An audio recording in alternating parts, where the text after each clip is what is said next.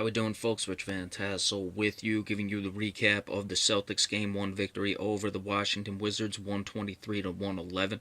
A lot to go into with this game. We can start by saying that the Wizards jumped out to a 16 to nothing lead, 16 to nothing. That means they were outscored the rest of the game 123 to 95. So nearly a 30-point swing for the rest of the way. The Celtics won every quarter but the fourth after that, 35-26 in the second, 36-16. They really blew it open in the third quarter.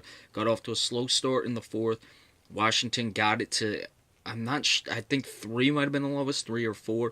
But then the Celtics pulled away again and only lost by 3 in the fourth. 31-28 was the fourth quarter score. John Wall, 9 of 20 shooting, 1 of 5 from 3, 20 points, 16 assists. Marcin Gortat had a nice game in the middle. It was an interesting matchup. You'd have to say Al Horford won between those two. It was very close. Gortat did not have a bad game, but Al Horford, 21 points, 10 rebounds, 9 assists, 1 assist shy of the triple-double. The difference is Al Horford was plus 21, Marcin Gortat, oh no, excuse me, that's Kelly Oubre was minus 22. Marcin Gortat was minus 15. So a 36-point difference between the two of them, or 36, the swing and the plus minus between the two of them. Markieff Morris got hurt early in this game, rolled his ankle, did not come back.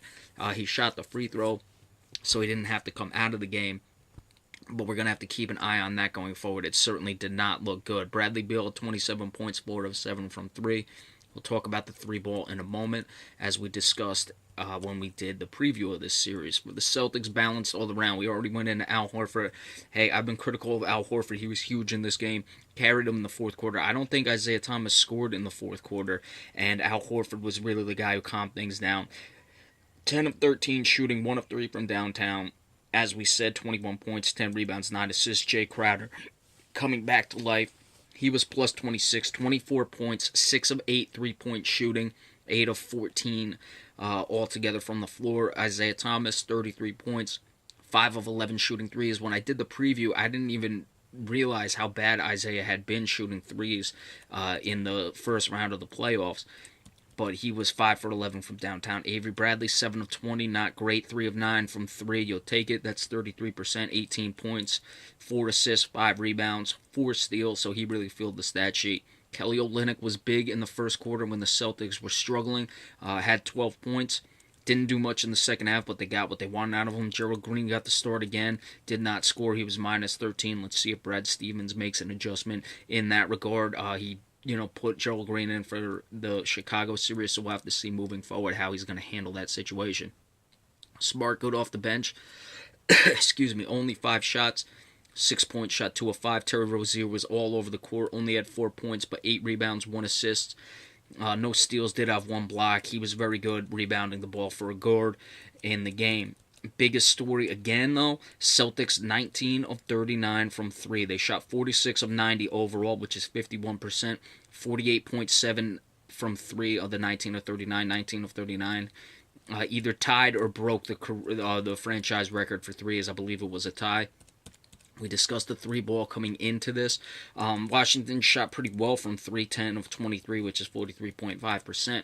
They shot 15.6, but you see the difference. That's plus 27 in the 3 points. It's going to be critical.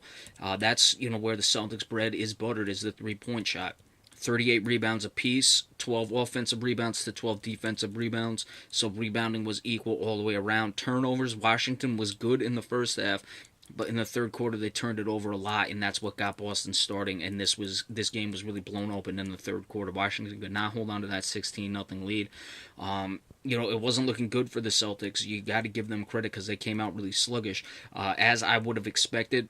Isaiah Thomas, though, he came out well. He was really the one who was under the most, I don't want to say pressure, but under the most difficult of situations. Just, forget everything that he's dealing with personally, just having to make that flight from Chicago to Seattle, back to Boston, or from Friday night on after playing a game. So, as the Celtics did come out slowly, Isaiah Thomas did not come out slowly, so I don't know where it was, but the Celtics only a day off. I like when they can come out, especially after the way they executed against Chicago and the offense kept rolling, and only day off between this game 1 and game 2, which will be Tuesday. So that's what, this was the Celtics offense when this is what they do offensively. They share the ball. A lot of guys scored. They hit a lot of threes. It was surgical precision. They were very good offensively despite that slow start, and that's why they walked away with the victory. Moving forward, Washington clearly has to put their foot on the throat of a team when they're up 16-0. That's one thing.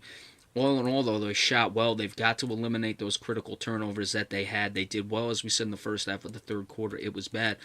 But, the Celtics are not going to shoot 19 of 39 from 3. We know that. They don't have to do that every game. We said in the preview, they won the game against Chicago. They shot 9 for 40 from 3. But it's not going to happen that often when you win 9 for 40, and you're not going to shoot 19 of 39. But the Celtics are also not going to win every game in this series either. So, Washington, it's tough when you lose when you shoot 50.6% and you lose by 12 points and had a 16-0 lead. And the Celtics, they shoot over 50%. I believe they shot 0 of 9 to start. So 46 of 81 the rest of the way. Or it might have been 1 of 9. We'll just say 45 of 81. That's exceptional shooting. And Washington isn't going to shoot 50%. So it's hard to understand where exactly or, measure exactly where things are going to go in game 2. I expect a lower scoring game. I expect the shooting percentages to cool off as things get figured out. But both teams are going to cool off because both teams shot the ball pretty well in this game. But the rebounding, give the Celtics credit. And Al Horford, once again, you would have to say his best game as a Celtic. And when, Isaiah Thomas couldn't score, this is the reason you get a guy like Al Horford to pick up the slack in the fourth quarter, and he certainly did so. All right, Utah and the Clippers just got started, and we will give you the recap of that when it goes final. It's just the first shot as I do this, so be sure to stay tuned for that. And remember, we appreciate all subscriptions and shares as well. Thank you all so much.